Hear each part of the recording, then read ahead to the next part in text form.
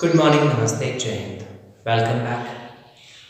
So, guys, as we were discussing about poverty as a challenge, means the topic is poverty as a challenge, under which we discussed about the different elements related with poverty.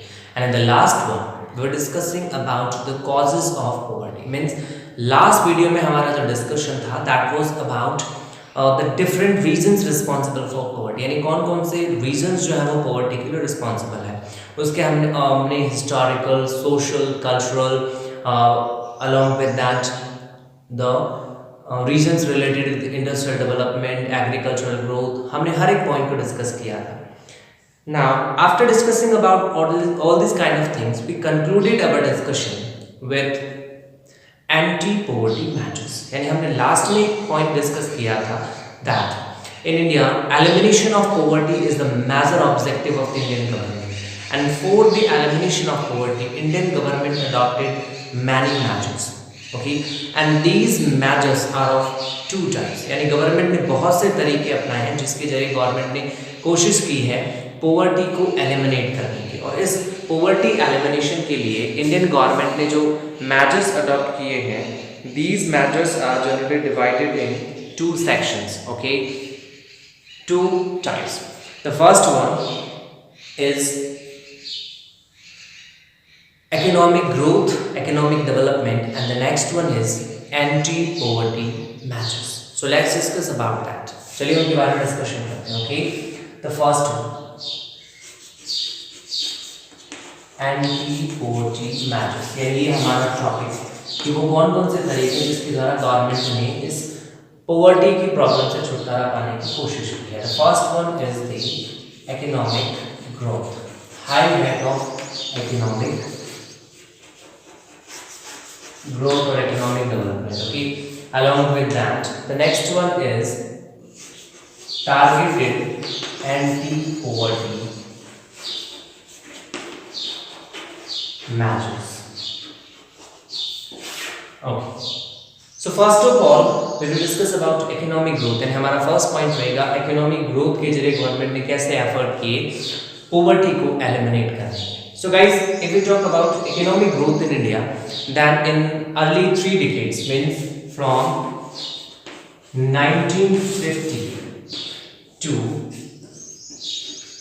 1980, in 3 decades में 30 years के period में India की economic growth जो थी वो बहुत slow थी. Okay, means there was a slow growth rate at that time in the country, and that, because of that the economic growth was not able to help the people to come out from the vicious circle of poverty. और इस time India में लगभग 45% से भी ज़्यादा poverty ratio था. Okay, after that government adopted many measures to improve the economic condition, and because of the efforts made by the government, the economic growth got a boost and increased from 3.5% to 3.5% to 6% in the decade of 1980 and 1990. In this way, India became the fastest growing country of the world. यानी India ने ऐसे measures adopt किए जिससे कि India की economic growth 3.5% से increase होकर 6% हो गई. And because of this increase, India became the fastest growing countries of the world. यानी इंडिया उन कंट्रीज में इंक्लूड हो गया जिनकी इकोनॉमिक ग्रोथ फास्टेस्ट थी, जो सबसे फास्ट स्पीड से ग्रो कर रहे थे. Okay, and because of this economic growth we notice decrease और decline in the poverty ratio. यानी इस इकोनॉमिक ग्रोथ की वजह से 1980 और 90 के बाद से कंटिन्यूसली इंडिया में पॉवर्टी रेशियो जो है वो डिक्लाइन होता रहा है. Okay, means people got better opportunities as the economic development widens the opportunities for the people. यानी लोगों के लिए इकोनॉमिक ग्रोथ ने अपॉर्चुनिटी की क्राइटेरिया को इंक्रीज कर दिया, और इन डिफरेंट काइंड ऑफ अपॉर्चुनिटीज के अवेलेबल होने की वजह से the people became capable to earn.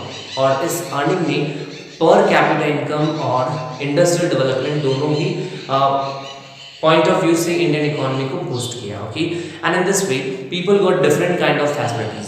For example, because of this economic growth, high rate of economic growth, people got a way of investment in the human development, यानी लोगों को एक option मिला ह्यूमन डेवलपमेंट पे invest करने का, as people invested in the education in their child, okay, in the children specially means including girls also, okay. तो इस इकोनॉमिक डेवलपमेंट का फायदा ये हुआ कि इंडिया में पॉवर्टी रेशियो धीरे धीरे डिक्रीज होना शुरू हो गया as the people got benefit, यानी जैसे जैसे एम्प्लॉयमेंट बढ़ा, इनकम बढ़ी, तो पॉवर्टी रेशियो अपने आप डिक्रीज हुआ और ह्यूमन डेवलपमेंट में इन्वेस्टमेंट बढ़ा।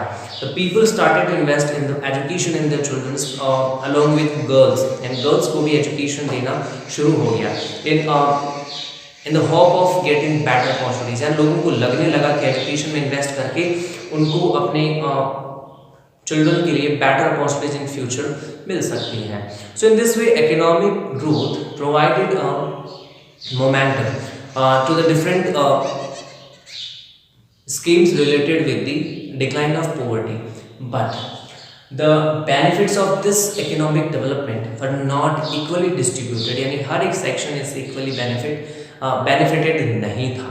So finally the government decided to start some targeted schemes so that the poverty ratio could be decreased, यानी फाइनली गवर्नमेंट ने डिसाइड किया कि सिर्फ इकोनॉमिक ग्रोथ से ये काम नहीं होगा, इसके लिए कुछ सेक्शंस ऐसे हैं जिनको इसका बेनिफिट नहीं मिल रहा है, तो उनके लिए हमें कुछ टारगेटेड स्कीम्स लॉन्च करनी पड़ेंगी so that we would be able to decrease the poverty, and finally government launched different schemes for the reduction of poverty.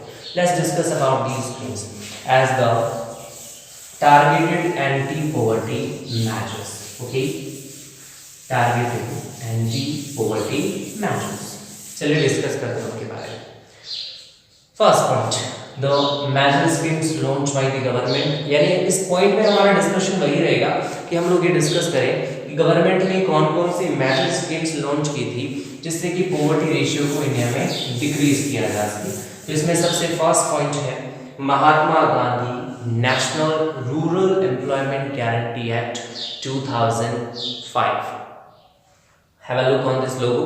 This logo is related with MNREGA, Mahatma Gandhi national rural employment guarantee act, यानी India में poverty reduction में सबसे बड़ा contribution जिस scheme ने दिया था that was MNREGA, okay. MNREGA full form is Mahatma Gandhi national rural employment guarantee act 2005 से शुरू हुआ है, ओके। पहले ये नरेगा था, उसके बाद में इसका नेम चेंज होकर के मनरेगा हो गया, Mahatma Gandhi national rural employment guarantee act. अब ये एक्ट क्या था? Under this act it was decided to provide 100 days of guaranteed employment to the rural people, यानी रूरल एरियाज में लोगों को 100 days of guaranteed employment provide करवाने से डिसाइड किया था। Means 100 days of base guaranteed employment was provided under this scheme which was started with the name of MNREGA in 2005, okay, यानी rural households को 100 डेज का एम्प्लॉयमेंट प्रोवाइड करवाना, okay, यानी एक बेस्ट एम्प्लॉयमेंट देना इसका मेजर इंटेंशन था। Is that clear? In this 1/3 part of employment was reserved for women, यानी इसमें डिसाइड किया गया कि इस टोटल का 1/3 सिर्फ महिलाओं के लिए ही रहेगा, यानी रिजर्वेशन दिया गया इसमें महिलाओं को। Is that clear? The major intention was the reduction of poverty and to provide employment. Along with that, the different kind of problems like deforestation, along with that soil erosion, flood, इन सारी situations का भी proper management rural areas में इस act के जरिए, scheme के जरिए करना गवर्नमेंट ने डिसाइड किया था। Is that clear? The employment provided by this scheme for the different sections was quite different, यानी इसके जरिए लोगों को जो एम्प्लॉयमेंट मिला था वो अलग अलग सेक्शंस में अलग अलग था। For example in SC, ST and human, हम ये कह सकते हैं कि इसका लगभग 53% पार्ट जो था एम्प्लॉयमेंट का वो महिलाओं से रिलेटेड था, लगभग 17% पार्ट इसका एसटी से रिलेटेड था। तो अलग अलग जो सेक्शंस थे उनमें अलग अलग वे में इस एम्प्लॉयमेंट गारंटी एक्ट का बेनिफिट लिया था, और ये स्कीम आज भी इंडिया में कंटिन्यूअसली चल रही है। And as per the benefits of this scheme, the average wage is continuously increasing, means it's on a path of development. Okay, the average wage increased from 65 rupees in 2007 and 8 till 132 rupees in 2013.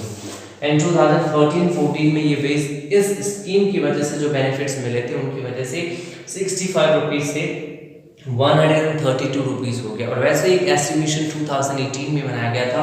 In 2018 a separate estimation was made and this estimation was related with the wages in different states, अलग अलग states में लोगों को मिलने वाली wages का एक estimation जिसमें किया गया था, जिसमें the estimation means the wages varies from 280 rupees या 81 rupees in the Haryana state along with that in the other states also. यानी हमने इसमें इस एस्टिमेशन में फाइंड आउट किया कि अलग अलग स्टेट्स में एवरेज वेज जो है वो डिफरेंट है। ओके, तो in this way we can say that मनरेगा act help the Indian government to provide employment, or in this way it helped people to come out from the circle of poverty। यानी लोगों की wages बढ़ी और इसकी वजह से लोगों को एक ऑप्शन मिला कि वो poverty की situation से बाहर निकल सकते हैं। Is that clear? Okay.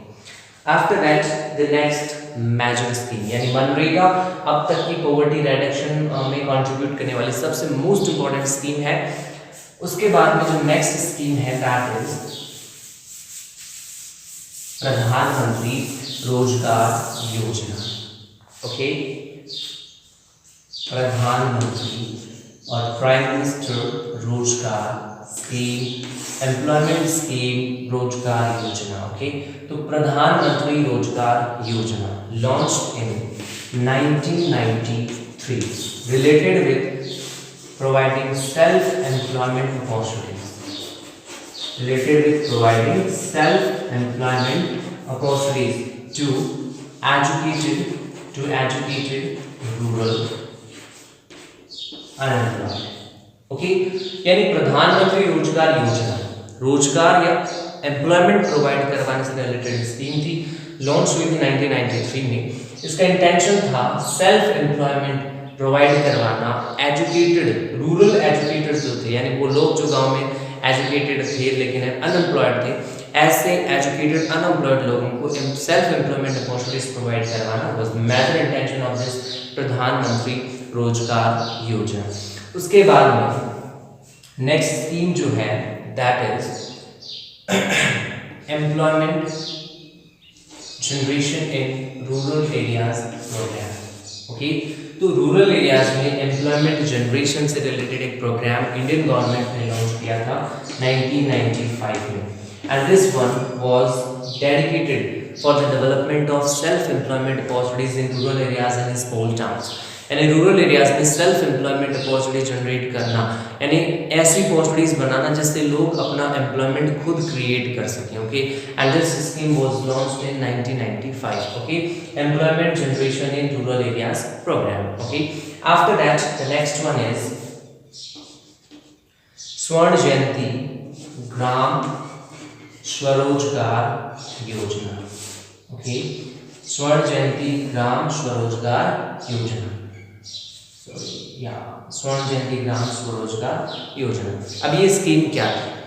Okay, sorry एक minute, it is Swarna Jayanti ग्राम स्वरोजगार योजना। ओके, तो स्वर्ण जयंती ग्राम स्वरोजगार योजना was launched in 1999 and this scheme was related with organizing the assisted poor families who are above the poverty line with the help of self-help groups by providing credit through banks and government subsidy। यानी स्वर्ण जयंती ग्राम स्वरोजगार योजना 1999 में launch की गई थी और इसका सबसे बड़ा इंटेंशन था कि गवर्नमेंट जो है वो पुअर फैमिलीज को ऑर्गेनाइज करे। ओके, ऐसी पुअर फैमिली जो हमने जो एस्टिमेशन बना रखा है पॉवर्टी के लिए, उस एस्टिमेशन से तो अबव थे लेकिन अभी भी उनकी इकोनॉमिक कंडीशन इतनी अच्छी नहीं थी। ऐसे लोगों को सेल्फ हेल्प ग्रुप्स के जरिए ऑर्गेनाइज करना, उनको बैंक क्रेडिट और गवर्नमेंट सब्सिडी के जरिए ऐसे ऑप्शंस क्रिएट करना ताकि वो सेल्फ हेल्प ग्रुप के जरिए अपने लिए एम्प्लॉयमेंट जनरेट कर सकें एंड जिससे they will be able to improve their condition. Okay, इसके अलावा एक और स्कीम लॉन्च हुई थी गवर्नमेंट के द्वारा विद द नेम ऑफ प्रधानमंत्री ग्रामोदय योजना। ओके, प्रधानमंत्री ग्रामोदय योजना and this one was launched इन 2000। ये एक ऐसी स्कीम थी जो गवर्नमेंट ने लॉन्च की थी रूरल एरियाज में इंफ्रास्ट्रक्चर डेवलपमेंट के लिए। Means under this scheme special assistance, economic assistance, financial help was provided to the state for the development of primary health, primary education, rural electrification, rural self water supply, drinking water supply। okay, तो प्रधानमंत्री ग्रामोदय योजना 2000 एक ऐसी scheme थी जो Indian government ने launch की जिसमें डिसाइड किया गया कि सेंट्रल गवर्नमेंट स्टेट्स को एक्स्ट्रा फाइनेंशियल ग्रांट देगा जिससे स्टेट गवर्नमेंट बेटर वे में प्राइमरी एजुकेशन, प्राइमरी हेल्थ और rural electrification, drinking water supply जो है, ऐसी जो अलग अलग स्कीम्स स्टेट्स में चल रही होती हैं उनको बेटर वे में इम्प्लीमेंट कर सकें। उसमें जो एक्सपेंडिचर है वो स्टेट्स के साथ में सेंट्रल गवर्नमेंट भी पे करेगी। Okay, along with that one more scheme is there, that is Antyodaya अन्न योजना। ओके, अंत्योदय अन्न योजना, that is also a major scheme started by the Indian government। Is that clear? So in this way, here we discussed about the different schemes launched by the Indian government for elimination of poverty. Although the benefits of these schemes were not as expected, जैसा हमने expect किया था वैसा actual में benefit मिला नहीं due to the loopholes and due to lack of proper implementation of this scheme. Scheme को properly implement नहीं किया जा सका due to different kind of loopholes, changing salary of the government continuously बदलती रही है, ये भी एक बहुत बड़ा फैक्टर रहा था। इसके अलावा overlapping of schemes, means the government started many schemes but the proper monitoring of the schemes was missing और इसकी वजह से the benefits were not reach to the targeted section. यानी इसका बेनिफिट टारगेटेड सेक्शन, जिस सेक्शन को decide किया गया था कि इसका बेनिफिट मिलना चाहिए, इस पर्टिकुलर सेक्शन को उसको नहीं मिला और इसी वजह से इनकी वजह से अब तक जो बेनिफिट हमें मिलना चाहिए था वो मिसिंग रहा है। ठीक है, so the present government is at present giving man focus, paying the man attention on proper monitoring of the schemes। Scheme को प्रॉपर मॉनिटर कैसे किया जा सकता है उसके ऊपर एट प्रेजेंट गवर्नमेंट फोकस कर रही है। ओके, तो गवर्नमेंट की जो मैचेस हैं, anti poverty measures, they are generally divided in two parts. Economic development, जिसमें इकोनॉमिक ग्रोथ को के जरिए लोगों को एम्प्लॉयमेंट अपॉर्चुनिटीज देना, बेटर ऑप्शन देना ताकि वो पॉवर्टी के सर्कल से बाहर निकले। In the same manner anti poverty measures, anti poverty measures में गवर्नमेंट ने अलग अलग स्कीम्स लॉन्च की जिसमें सबसे मोस्ट इंपॉर्टेंट है मनरेगा जो 2005 में लॉन्च हुई थी। उसके बाद में प्रधानमंत्री रोजगार योजना। इसके अलावा जो स्कीम थी वो employment generation in the rural areas program था, स्वर्ण जयंती ग्राम स्वरोजगार योजना थी, प्रधानमंत्री ग्रामोदय योजना रूरल इंफ्रास्ट्रक्चर डेवलपमेंट के लिए और अंत्योदय अन्न योजना। ये अलग अलग स्कीम्स है जो गवर्नमेंट ने पॉवर्टी एलिमिनेशन के लिए स्टार्ट की थी। Is that clear? So in this way the discussion related with poverty as a challenge has been completed, as we have discussed all the points related with poverty as a challenge. Guys, in the next one we'll start our discussion with a new topic. If there will be any doubt in your mind related to this topic, then you can write me in the comment section. I will definitely help you to resolve all your doubts. So guys, stay tuned for the next one. Stay at your home, be safe. Thank you very much. Have a nice day. Jai Hind, Jai Bharat.